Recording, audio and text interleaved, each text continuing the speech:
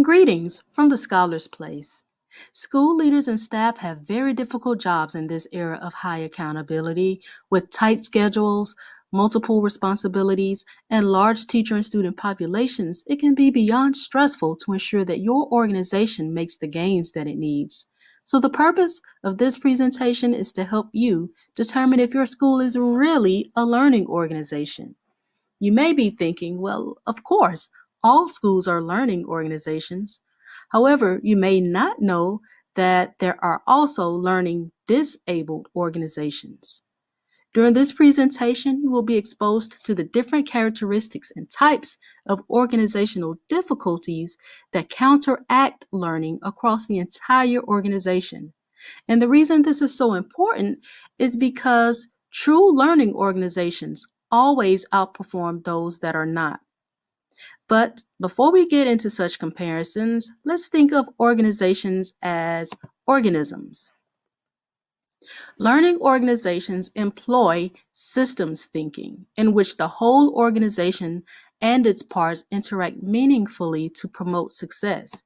The smallest units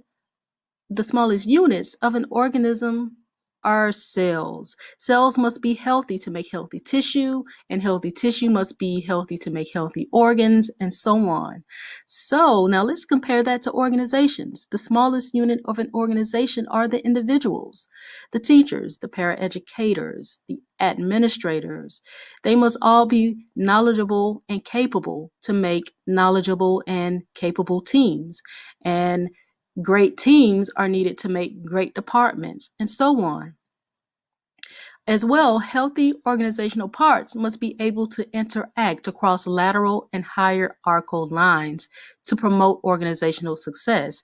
And this interaction must not be simply superficial, but it has to be deeply meaningful so that collective thinking takes place frequently and effectively at all levels. So let's get into the characteristics of learning disabled organizations. First, they contain closed systems with defined limits that hinder the sharing of goals, perspectives, and organizational needs. They have rigid chains of communication. They employ knowledge of one person or a select few to make decisions and establish strategic direction. They self-evaluate based on defined, quantifiable metrics rather than measuring how well organizational parts contribute and work together to attain overall vision and goals. And they neglect stakeholders, personal mastery, team learning, and organizational learning, as well as vision sharing. So everything that's listed is the polar opposite of what a learning organization is. In fact, learning organizations have open systems, and those open systems are needed to gather multidimensional perspectives about perceived and actual problems and solutions that the organization is experiencing or need in order to solve those problems. Learning organizations have flexible communication, where small and large organizational parts can interact meaningfully, as stated previously. And administrators or single teams do not always make decisions that affect the entire organizations by themselves. That's what a learning organization is not. Every decision, and maybe not every, but most decisions are made collaboratively, and especially those decisions that affect the entire organization. Also, learning organizations measure the efforts of organizational parts and not just the metrics. Because if those efforts are put to use in an efficient way, the metrics will fall in place. The thing with learning organizations is that collaboration is key. Decisions affecting, again, the entire organization must be collaborative and involve multiple perspectives. Now, here's the fun part. According to Peter Senge, a pioneer in organizational leadership, there are 7 types of organizational disabilities. And now we're about to get into all 7 of them really briefly. The first one is functional incompetence. With functional incompetence, managers shield themselves from showing uncertainty or ignorance about a topic at all costs. which makes them remarkably effective at evading useful knowledge. So have you ever had a manager or leader who just had to have an answer to every question?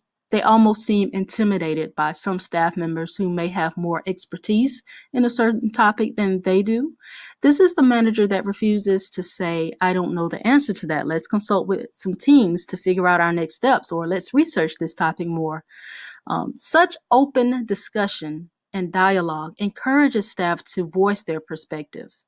However, with this disability functional incompetence, it leaves staff members thinking something like this: I really wish I could share my knowledge with Miss Manager, but she just lacks the humility to let me help. And that's what it boils down to. All right. Managers have to be open to getting answers and ideas that don't necessarily originate from themselves. The next disability is reactophrenia. This is when reactivity is mistaken as proactivity.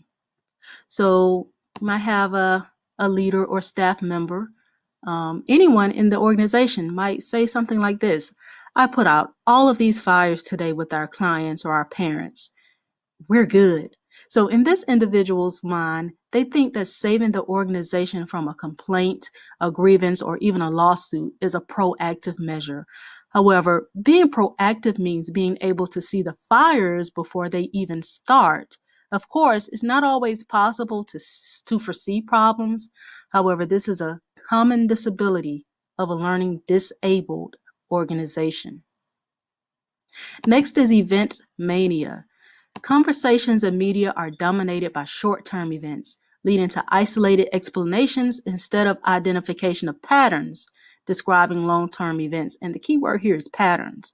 So the staff is not able to clearly connect events in a way that informs their foresight of pending events, nor does it inform them about ways to prevent such events, negative events, from happening. And it doesn't inform them about ways to encourage positive occurrences to happen. So the key here, again, is to recognize patterns. You might have someone that says, I wonder how these events are related. And then they just blow it off. Never mind. So it's important for administrators and leaders to trigger and prompt and cue your staff to kind of connect the dots sometimes so that they can make informed decisions about some problems or situations that may come up in the future. Next is amphibious activity disorder.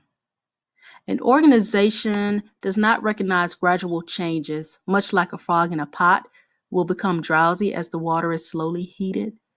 So with this, staff must be cued and prompted again to voice the changes that they notice.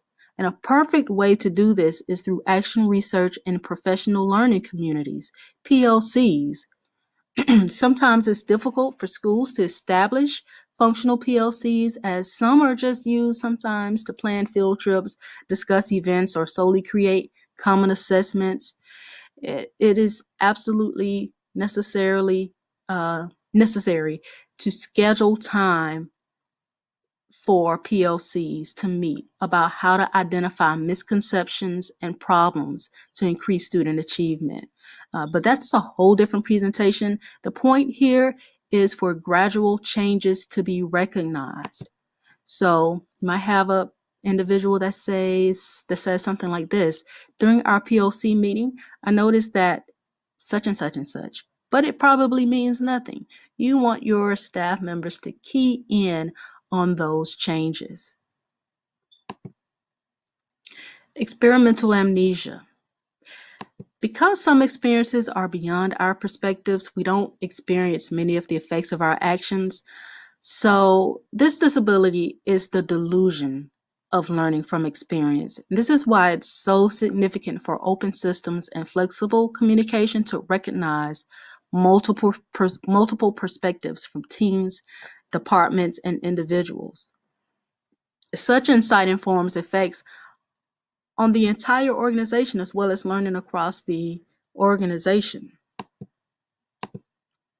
You might have an individual that says, Mr. Manager is pleased with our scores, but he isn't aware that we graded on a curve.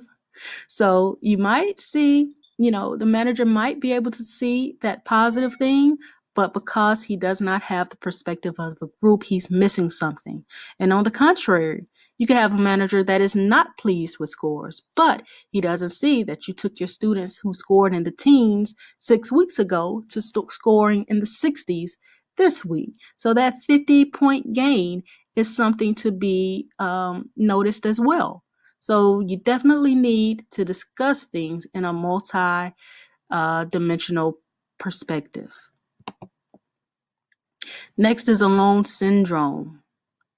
Alone syndrome. This is when individuals tend to work in isolation, restricting the type of collaboration with others to develop cohesion, as well as collective organization, understanding of the organization. So this one is the old cliche of working on an island. This is the ultimate barrier to collaboration. And without cohesion, learning definitely does not take place throughout the organization. It has to spread. So you might have a person that says, I'm doing my job. I don't know what they're doing, but I know what I'm doing. So that definitely is a characteristic of a learning disabled organization. The final disability is obsessive blame disorder. This disability enables us to find an agent to blame. So I'm sure we all know someone who does not take responsibility for certain results. This speaks to the importance of measuring interactions and efforts of organizational parts rather than simply measuring quantifiable metrics. Organizations are considered to be learning organizations when action steps are executed collaboratively. So this is when you have staff members who might say, well, our school would have met CCRPI if the math department had organized Pi Day. So that's pretty self-explanatory. Definitely a characteristic of a learning disabled organization. So now that we've talked about all of the 7 types of learning disabilities for organizations, how do you think the Scholar's Place can help? This is how. We can identify and remedy organizational learning difficulties to help mobilize collective knowledge through intensive diagnosis. In other words, we can help you determine if your organization has learning disabilities and provide you with action steps to correct them with staff. We will form or reform cohesive school units through research-based approaches. A large part of this may include establishing the purpose of your PLCs, professional learning communities as they were intended. And as stated, prior PLCs are not just the idea of having grade level or content area meetings where staff members engage in professional learning or plan for school events. True PLCs in a school organization is one of the most significant ways to ensure that learning is evident across the organization. So we'll help embed best instructional and assessment practices for continuous organizational growth through those PLCs. So if you have questions or would like the Scholar's Place to maximize your organization's learning, visit us at www.thescholar'splace.com. We are currently accepting school partners, and we look forward to improving adult practices in your building that directly lead to increased student achievement. Thank you all, and have a wonderfully successful school year.